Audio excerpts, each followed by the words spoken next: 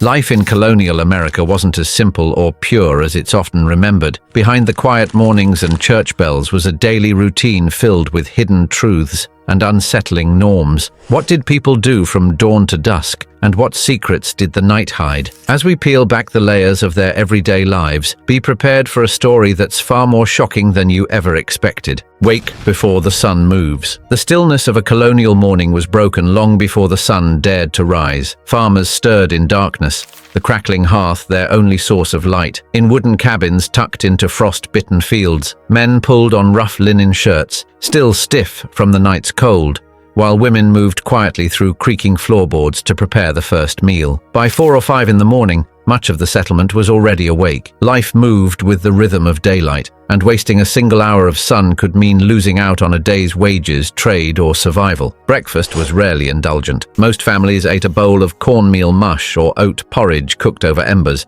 served with hard bread or cider. Yes, even for children. At Harvard College in 1657, students were recorded as drinking beer as early as 5 in the morning, believing it to be healthier than potentially contaminated water. The simplicity of these meals masked the deeper undercurrents of daily life. Behind the plainness, moral contradictions flourished in silence. The same community that praised purity and piety held onto secrets that would make even modern readers blink twice. One of the most jarring truths of this early hour was the frequency with which brides walked down the aisle already carrying life within them. Scholars estimate that by the mid-1700s, nearly 1 in 3 colonial brides was visibly pregnant on her wedding day. Among the lower classes, especially in rural farming communities, that number may have been even higher. It wasn't merely a case of accidental passion. Many couples participated in a controversial practice known as bundling. Young men and women, often teenagers, were allowed to lie in bed together,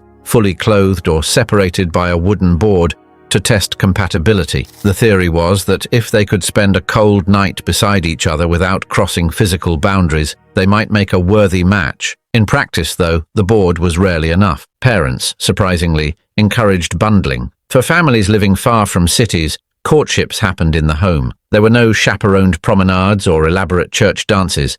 Instead, the hearthlight flickered over 2 bodies lying beneath quilts in silence, their breath visible in the cold. Sometimes the board slipped, sometimes it was removed. And when the morning came and the girl emerged with a new flush in her cheeks, her parents took the hint. Promises were made swiftly afterward, especially if a missed menstrual cycle confirmed what no one would dare to say aloud. Women's labor began before the sun, too. After preparing breakfast, they tended to young children, mended torn clothing, and began kneading dough for bread that would rise through the day. Life was relentless. There was no room to pause, especially for women whose lives were a cycle of cooking, birthing, cleaning, and repeating. Girls as young as 12 were expected to help with chores, and often were the ones being bundled themselves only a few years later. There was little space for romance. Marriage was primarily a contract, often between families rather than individuals. It secured land, merged wealth, or simply ensured survival in a world that left little room for the weak. This contradiction between the surface morality and what quietly happened behind the curtains defined colonial life. The Bible was read every morning in devout homes, but those same households harbored secrets that never made it to the altar. A girl might be baptized one week, bundled the next, and wed the week after with a belly already stirring. Ministers knew, midwives knew, the entire town often knew. But life moved on, and so did the chores, the farming, and the daily struggle to stay alive. To challenge such customs would mean challenging the very survival strategies of the community itself. Still, shame was real. A girl showing early didn't always escape judgment. Neighbors whispered. A minister might preach a more fire and brimstone sermon the Sunday after a suspiciously early wedding.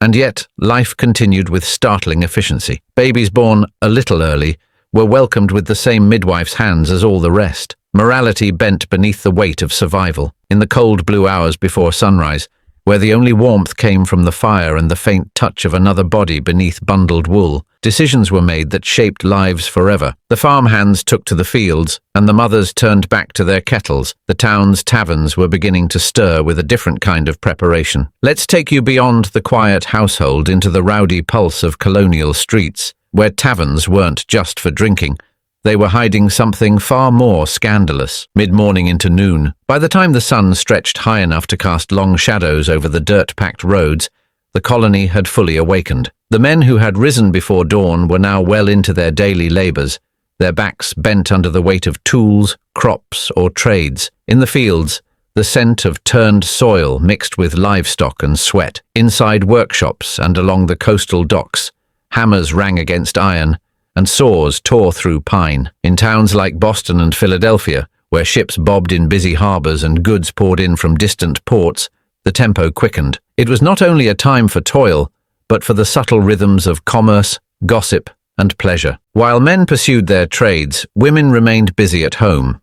They scrubbed floors, churned butter, and watched after children while preparing for the noonday meal. But for widows and unmarried women, especially in growing urban centers, life offered an alternative path, though it was not without danger. Some women ran small shops, others stitched clothing or took in laundry, but the more lucrative roles came from the shadows. In towns where sailors came and went, and transient laborers moved like shifting tides, certain taverns began to serve more than ale and stew. Officially, colonial taverns were places to rest and refresh. A weary traveler might find a hot meal, a warm fire, and perhaps a pipe of tobacco. But beneath the surface, many of these establishments doubled as informal brothels. In port cities, especially where regulation was weak and men outnumbered women, the line between hospitality and exploitation blurred. Tavern keepers, some of them women, turned a blind eye to what happened in upstairs rooms, or in curtained corners near the hearth. A young woman with no inheritance, no husband, and few choices could earn a few coins in a single night, far more than she would see from sewing or laundry in a week. Authorities knew. By the mid-18th century, local governments had developed vague designations for these operations.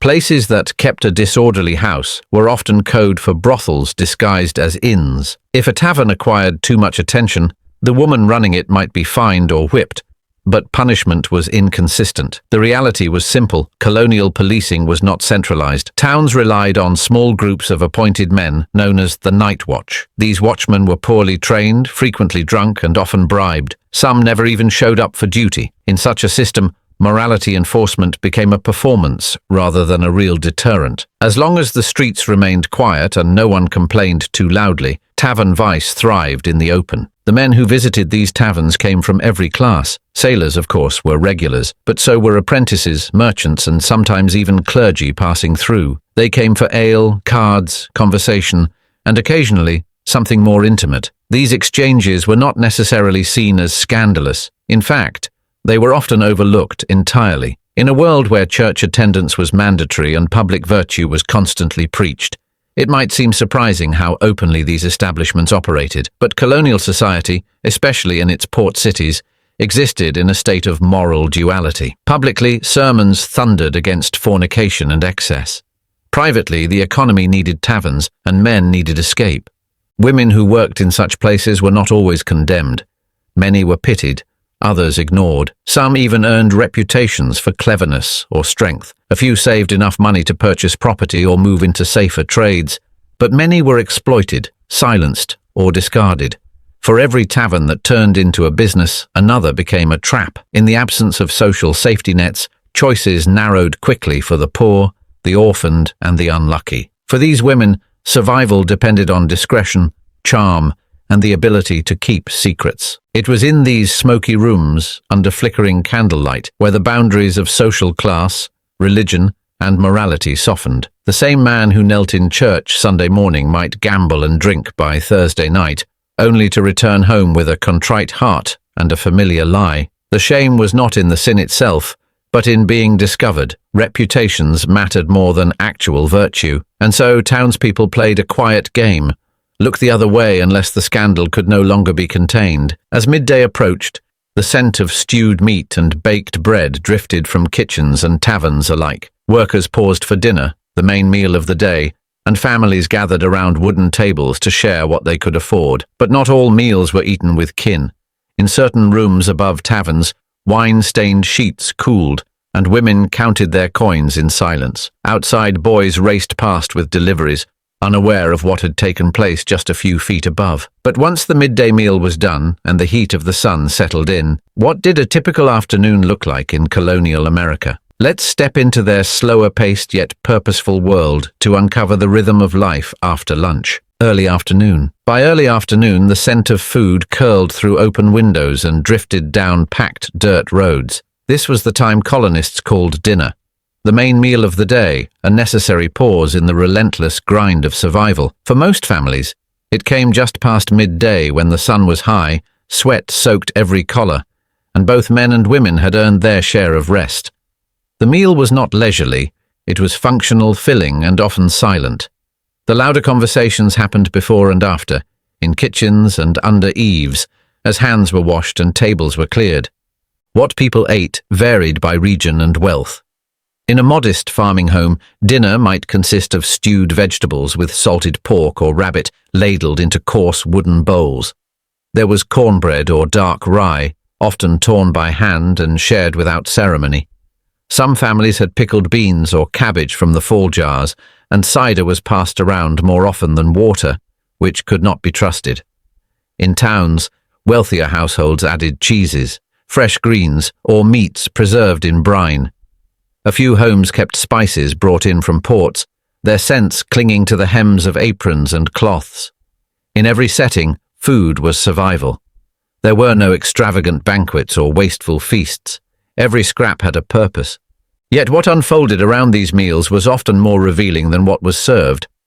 As forks scraped pewter plates and spoons clinked against kettles, a quieter currency passed between mouths. Gossip.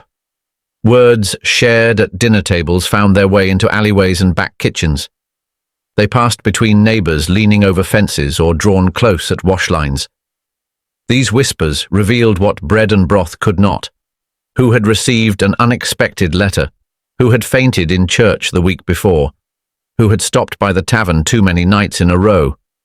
The colony ran not just on labor and law, but on murmurs passed between mouths full of stew. Servants listened more than they spoke.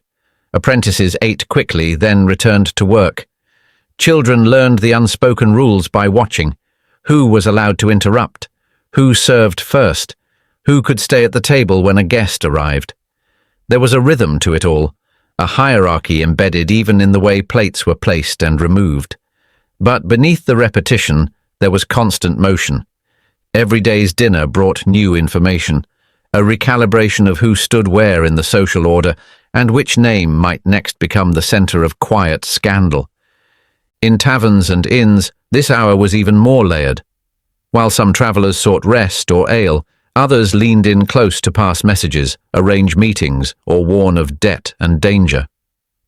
Women working in these places understood how to listen.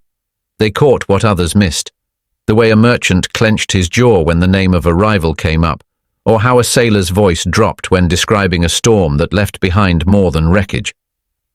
In towns along the coast, the early afternoon hours buzzed not with celebration, but with exchange. Deals were made over bread.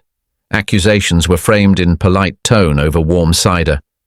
Even in the most rural households, the table became a site of quiet power. A look shared between siblings could confirm a secret. A phrase spoken too quickly could spark weeks of speculation. Women, especially those managing households in the absence of husbands or fathers, knew how to steer these meals like ships through fog. They asked questions that sounded like concern but revealed far more. They offered food in ways that communicated allegiance, tension, or subtle distrust. If something was missing from the meal, a spice, a guest, a prayer, it was noticed. The early afternoon also brought a different kind of rhythm to the body. With food came momentary stillness. Stomachs full, limbs tired, minds slowed. But once the bowls were scraped clean and the bread reduced to crumbs, energy returned in new directions. Women moved to preserve leftovers, to clean the hearth, to carry baskets of refuse out beyond the garden. It was in these tasks, in the space between meal and work, that conversations deepened. Neighbors might step in under the pretense of borrowing salt or offering jam, but the real intention was to talk, to confirm what had only been guessed at, to share what had not yet reached the ears of others. The food nourished bodies, The whispers nourished control. In a world without newspapers or daily pamphlets, this was the news cycle. This was how people protected themselves or destroyed each other. A single comment from one household could ripple through the entire community by sundown. It might reshape a reputation, raise suspicion, or reinforce an invisible wall between two families who had shared tables just the week before. The sun drifted slowly westward. The animals stirred in pens. Children were sent to fetch water or gather eggs. The table was cleared, but its conversations lingered like steam in the kitchen. The hours ahead would bring work again, but also opportunity. For some women, the second half of the day meant gathering not just for chores, but for sharing recipes and herbal advice. What they discussed in hushed tones wasn't about dinner. It was about the body, about timing, about options that most men never knew were being quietly prepared in dried bundles hanging from rafters. After this, women slip into the kitchens and gardens, where knowledge passed from mother to daughter could alter the course of a family. Late afternoon. As the sun drifted lower and the heat softened, a quiet transformation unfolded across colonial villages and farms. The labor of the early day gave way to a different kind of work, less visible, but no less vital. It was in these late afternoon hours that women, often under the guise of neighborly visits or errands, began to gather. The pretense could be anything: returning a borrowed pan, delivering a few eggs, offering a jar of fresh butter. But beneath the small talk was a deeper, unspoken purpose. These visits became safe spaces to exchange knowledge, to speak freely, and to whisper truths they dared not say in front of men or ministers.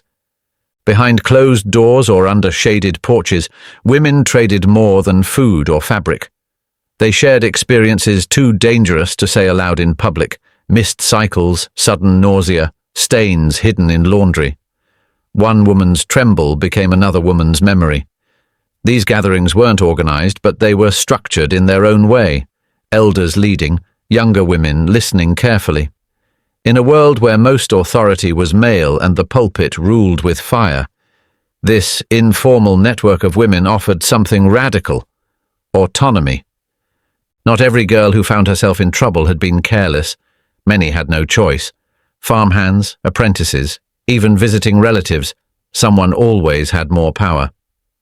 In towns and remote settlements alike, consent was a word rarely spoken, but its absence lingered in the way some women avoided eye contact when names were mentioned. Late afternoon became the hour when help could be offered. Sometimes it came in the form of advice. Other times it came in the form of a tea brewed from herbs gathered secretly from the edge of the woods. The knowledge passed in these meetings was ancient and quiet. It traveled through generations without the need for ink or paper.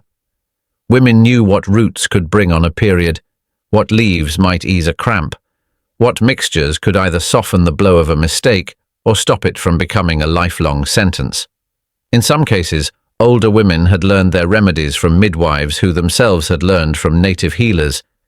These recipes weren't written in cookbooks or approved by clergy. They were passed from one pair of hands to another, often in hushed tones after dinner, while children played nearby. Whispers about pregnancies didn't just revolve around solutions, they were warnings too.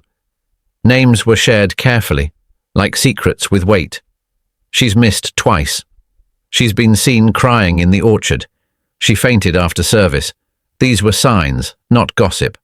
For some women, this warning system offered a lifeline, a way to prepare before punishment arrived in the form of public shaming or worse. Others watched in silence, unsure how much risk they could take to help a neighbor. But the bond between women was its own form of resistance. In the late afternoon light, it was women, not preachers or fathers, who decided what deserved mercy. Pregnancy out of wedlock carried consequences that stretched far beyond whispers. A girl might be cast out of her home, forced into servitude to repay her shame, or pressured into marrying a man she didn't love. In small towns there was no hiding. Once a belly swelled, it became the talk of every porch and pew. Yet not every story ended in disgrace. Some girls quietly vanished for a season, sent to distant relatives, only to return slimmer and quieter. Others suddenly married just before their child was due, the timing explained away with a nervous smile and an urgent ceremony. Still, the burden almost always fell on the woman. A man could deny. He could walk away. He could disappear into another town or another trade.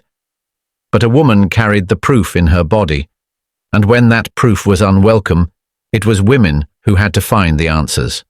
That's why the late afternoon hours mattered so much. It was the one time of day when truth could rise through the dust, spoken not with judgment, but with care. These small circles of trust became the only defense some women had against ruin.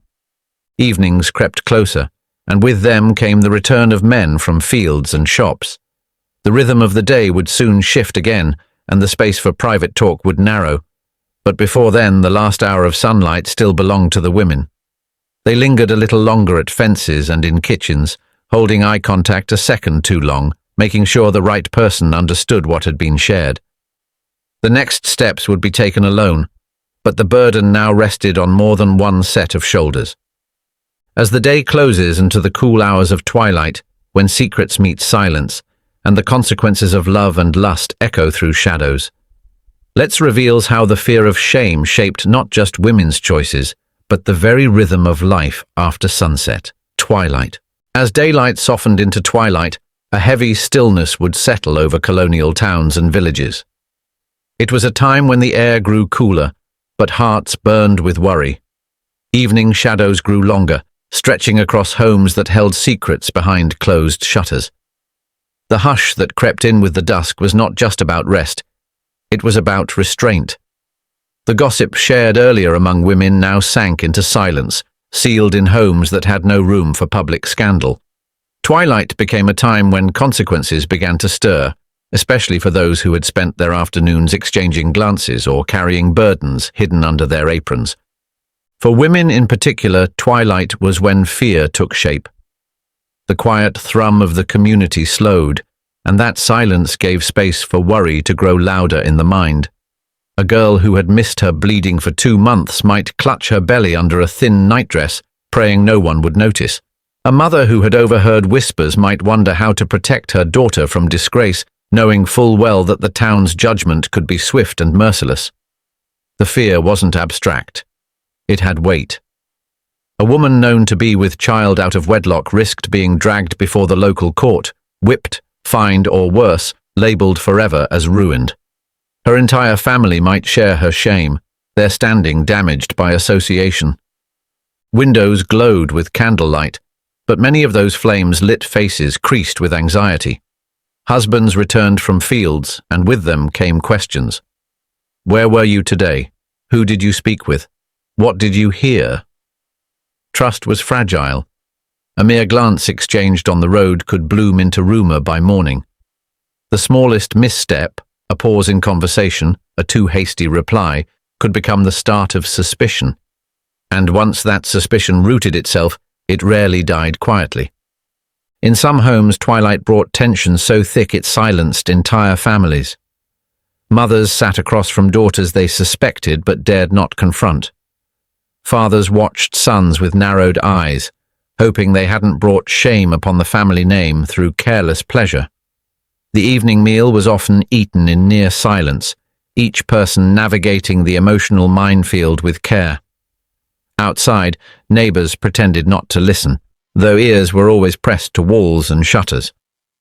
The church bell, which marked the hour of rest, also carried with it a silent threat. Ministers often used the pulpit the next day to strike fear into the hearts of sinners. No names would be spoken, but the crowd always knew who the message was for.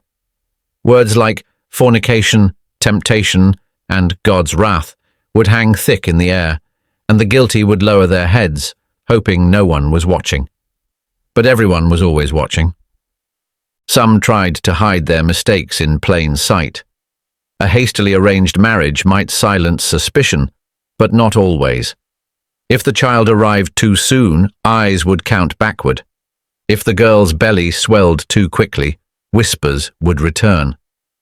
And not all pregnancies made it to birth. Some girls disappeared for months and returned with hollow faces, their shame buried deeper than anyone could see. Others never came back at all. Still, not all secrets were carried by women. Some men knew what they had done but said nothing, letting the burden fall on the girl who could not deny the growing life inside her. A few felt guilt. Fewer acted on it.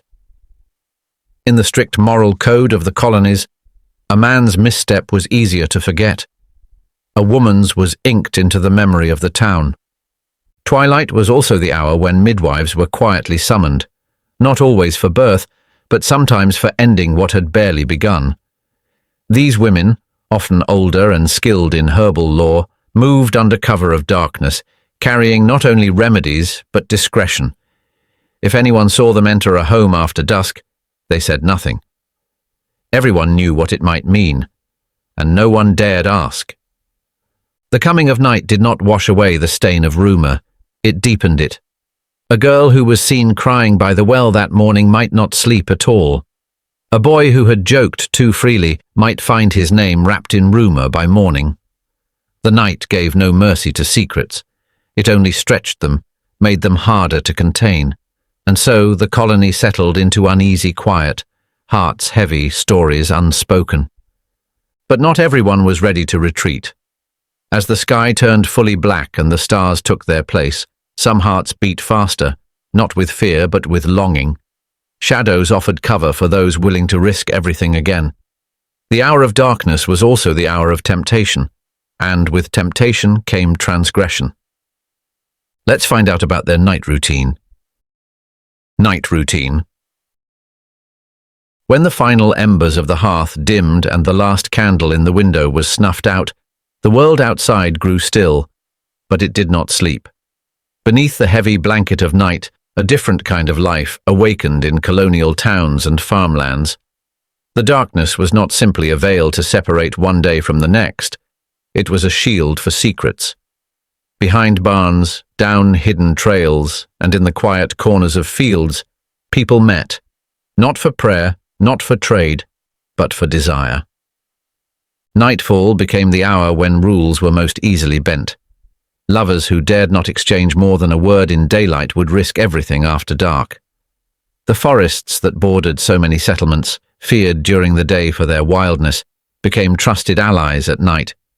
Couples would slip silently away from homes where parents slept lightly. Boots were removed at the door to muffle escape. Cloaks were wrapped tight against the chill, not just for warmth, but to hide signs of identity. In the moonlight, appearances didn't matter as much. Hands reached for one another with reckless urgency, and kisses were exchanged in places where no one could see. These meetings were swift, desperate, and almost always haunted by the knowledge that being caught could ruin two lives. But fear rarely outweighed longing. The very danger made it more thrilling. The more forbidden the meeting, the more intoxicating the embrace. For some, it was not love but curiosity that pulled them into the dark. In towns where morality was preached more fiercely than affection, desire often twisted into something secretive and sharp. Young men who had only heard of a woman's body in whispers learned its shape in the shadows. Young women, told only that purity was their worth, discovered instead that their bodies responded to touch with a hunger they had no words for. Nightfall became the unspoken classroom for physical knowledge no elder dared to teach. Not all meetings were tender. There were moments when power was misused, when trust was broken. In a world where men held more authority, there were those who took what wasn't freely given. A girl's cries could be swallowed by the wind in a pasture. A stolen touch beneath the threat of exposure left some women scarred in ways no midwife could heal. But even these traumas were hidden by the night. Few spoke of them. Most buried them with trembling silence and learned to carry on. Still, many met under stars for reasons that weren't dark. There were couples in love who truly wished to marry but were kept apart by family feuds or class lines. Their secret meetings were the only way to share affection without being torn apart. They left behind tokens, a ribbon, a carved trinket, a lock of hair, to prove their bond. Their whispered promises, made under trees older than the colonies themselves, spoke of dreams no courtship contract could contain. Some encounters produced consequences that could not be undone. A single meeting could lead to a life that began in silence and shame.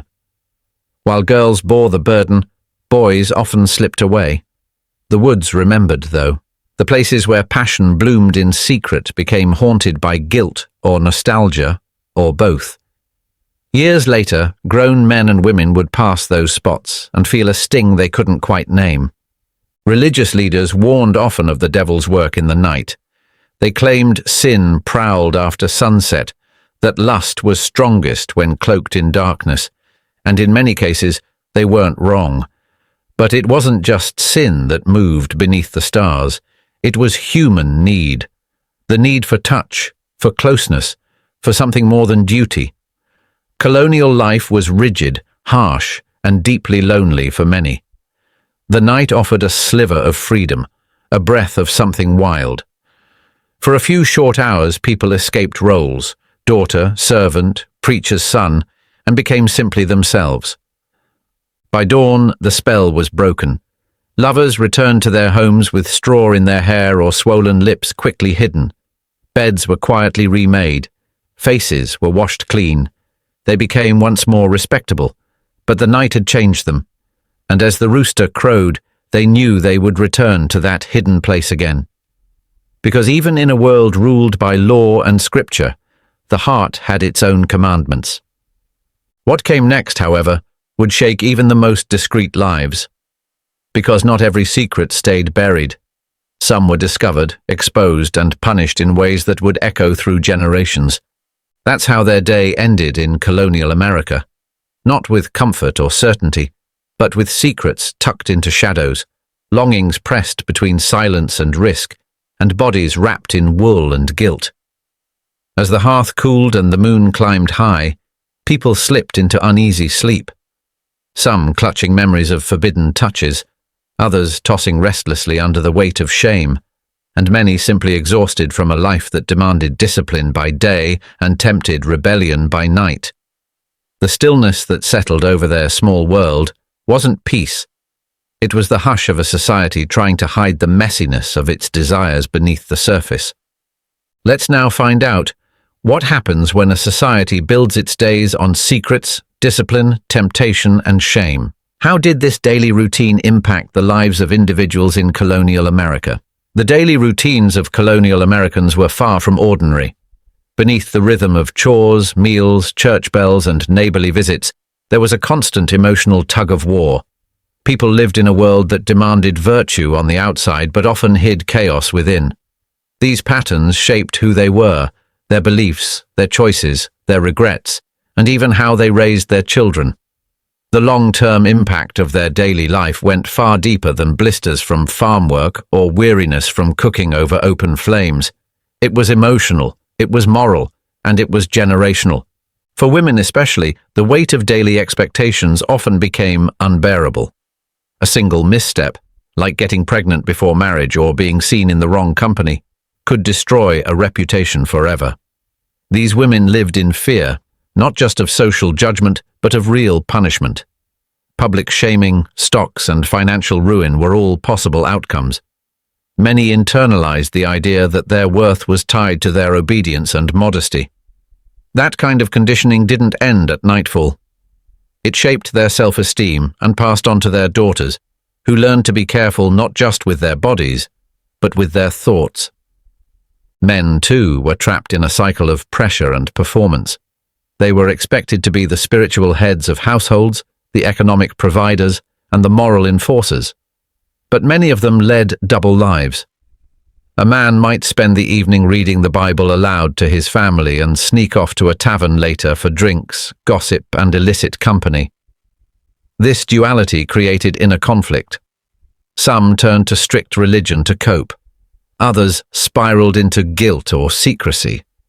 The routine they followed during the day often masked a very different reality after dark. Over time, this led to a community full of people wearing masks, afraid to speak freely, afraid to trust, and afraid to be known. Children growing up in this environment absorbed these tensions early. Many were raised on fear rather than love. They learned that to survive, they had to follow rules, stay quiet, and never be too curious. Girls were taught to protect their virtue at all costs, while boys were often encouraged to dominate and conform. The line between right and wrong blurred as children watched adults preach one thing and do another. The cycle of repression and hypocrisy was deeply ingrained. As these children grew up, many repeated what they had seen, not out of choice, but because no other way of life had been modeled. The obsession with appearances and moral perfection also led to widespread mental and emotional strain. People carried invisible burdens. An unmarried woman who had lost a child through a secret abortion would mourn in silence for the rest of her life. A man who had been caught in an affair might never regain the trust of his community. Even those who never broke the rules often suffered under the pressure of keeping up the image of purity. In a society where everyone was watching and gossip traveled faster than news, mental health suffered. But there was no word for depression, no space for grief, and certainly no sympathy for those who couldn't bear the weight of daily expectations. The religious framework that shaped much of the colonial routine added another layer to this emotional impact. Hell was not just an abstract idea, it was a real and terrifying threat.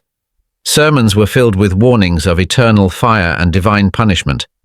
People confessed their sins not always because they were sorry, but because they were terrified. Religion was used as a tool of control as much as it was a source of hope. Over time, the fear-based version of faith created communities where people feared God more than they loved him and feared each other more than they trusted them. These daily routines also impacted the dreams and ambitions of individuals.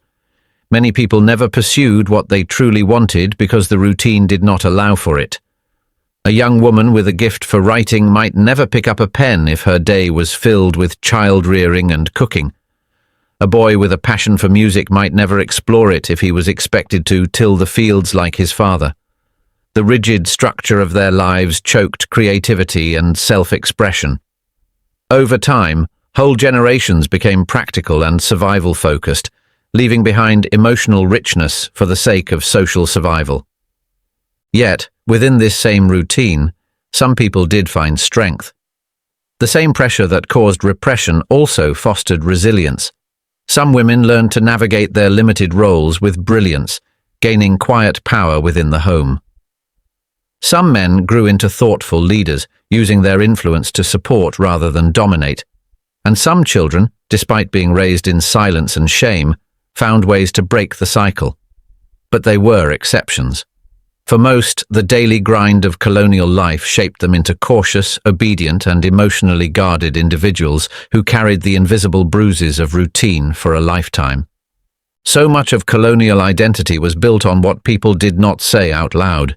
Their routines, from sunrise to midnight, were filled with quiet sacrifices and suppressed desires. But behind every closed door and beneath every silent prayer was a human being shaped by forces too heavy to hold alone. But eventually, this rigid and secret-filled routine began to shift. Quietly at first, then rapidly. But how did candlelit mornings and herbal remedies give way to alarm clocks and modern medicine? Let's uncover how the everyday life of colonial America transformed into the routine we now call normal. How colonial routines shifted to modern-day America. The daily routines of colonial America were shaped by nature, survival, and strict social norms. Life was slow, labor-intensive, and deeply entwined with religious and communal expectations. People worked from sunup to sundown, cooked every meal from scratch, and socialized within small circles. But as America evolved through centuries of industrial, technological, and cultural revolutions, so did the rhythm of everyday life. The transformation from colonial routines to the pace of modern-day America didn't happen overnight. It was a gradual but powerful shift that redefined how people lived, worked, and related to one another. One of the first major shifts came with the Industrial Revolution in the 19th century. In colonial times, work was tied to the land. People labored in fields, workshops, or homes, often as families. There was little division between personal and professional life, but factories introduced the concept of working outside the home on strict schedules. Time became a commodity. Instead of letting daylight guide their routines, people began to follow whistles, clocks, and bosses. This led to the rise of shift work, paid wages, and the eventual concept of weekends and vacations, ideas completely foreign to colonial farmers and homemakers. Alongside industrialization came urbanization. In the colonial era, most people lived in rural areas or small towns. Their communities were tight-knit, and social life was often dictated by proximity and religious gatherings. But as cities grew, so did anonymity and diversity. People could walk down the street without being recognized. The pressure to conform to religious codes weakened, and individualism began to grow. This shift meant that people could build lives that looked different from their neighbors, a luxury few could afford in the colonial world where everyone knew everyone. Electricity also played a massive role in changing daily routines. In colonial homes, nights were dictated by the limits of candlelight or oil lamps. Once the sun set, people wound down. But electricity extended the day. Evening hours could now be filled with reading, entertainment, or work. People no longer had to sleep early or rise with the sun. The pace of life quickened, and over time, expectations around productivity expanded. In the modern world, people could, and often were expected to, do more, stay up later, and be available even after dark. The role of women also dramatically changed. In colonial America, a woman's daily routine revolved around the household. Cooking, cleaning, sewing, and raising children defined her existence. Marriage was often more practical than romantic, and women had few legal rights. But as education spread, birth control became accessible, and feminist movements gained momentum, women began to enter the workforce and pursue their own ambitions. Today, women juggle careers, family life, and personal growth, enjoying freedoms unimaginable to colonial wives. Though the balancing act remains demanding, the scope of possibility has widened. Technology transformed not just how people worked, but also how they connected. In colonial times, news traveled slowly, by word of mouth, handwritten letters, or newspapers delivered days later. Today, the internet and smartphones provide instant communication and global awareness. Social routines once limited to neighborhood visits or church gatherings now extend to online spaces, texts, and video calls. The ways people date, argue, celebrate, and grieve have all shifted from face-to-face rituals to digital interactions. What was once whispered at quilting bees or after church is now posted publicly on social media. Education also evolved from its narrow colonial form to a system that emphasizes individual potential and academic achievement. In early America, schooling was often religious and limited to boys. Girls learned domestic skills at home. Now, education is widely accessible, with both boys and girls expected to finish high school and often pursue higher education. The routine of learning has gone from rote memorization in one-room schoolhouses to diverse tech-integrated classrooms with critical thinking, sports, arts, and personal development at the core. Even how Americans eat has changed dramatically. Colonial meals were heavy, homemade, and dependent on the seasons. Women often spent entire mornings preparing a single meal. Today, fast food, meal kits, microwaves, and grocery delivery services have made food preparation a much smaller part of the day. Eating habits have shifted from communal, sit-down meals to quick bites between meetings or meals eaten alone in front of a screen. This change reflects the broader shift from a slow, family-centered routine to a faster, individual-centered lifestyle. The concept of rest and leisure has also evolved. Colonial people worked hard, and leisure was rare, usually found in religious holidays or small community gatherings. Modern Americans still work long hours, but leisure is considered a right, not a privilege. Weekends, entertainment, vacations, and hobbies are now part of the expected rhythm of life. People spend more time consuming media, traveling, and pursuing personal interests than any colonial person could imagine. Despite all these changes, some echoes of colonial routines still linger. Families still value shared meals, especially on holidays. Churches continue to be centers of community for many. The idea of the American work ethic still ties back to the Puritan values of discipline and productivity. And even though gender roles have shifted, many households still carry traces of traditional expectations, especially in rural areas. In essence, the journey from colonial routines to modern American life is a story of liberation, acceleration, and complexity. What was once a life guided by daylight, tradition, and survival has become a fast-paced existence shaped by choice, technology, and individualism. Though we may no longer rise with the sun to milk cows or churn butter, our daily struggles, finding balance, meaning, and connection, are just as real. What shocked you most about their daily routine? Were you surprised by how much went on behind closed doors and in the shadows? Share your thoughts in the comments below. We'd love to hear what surprised you.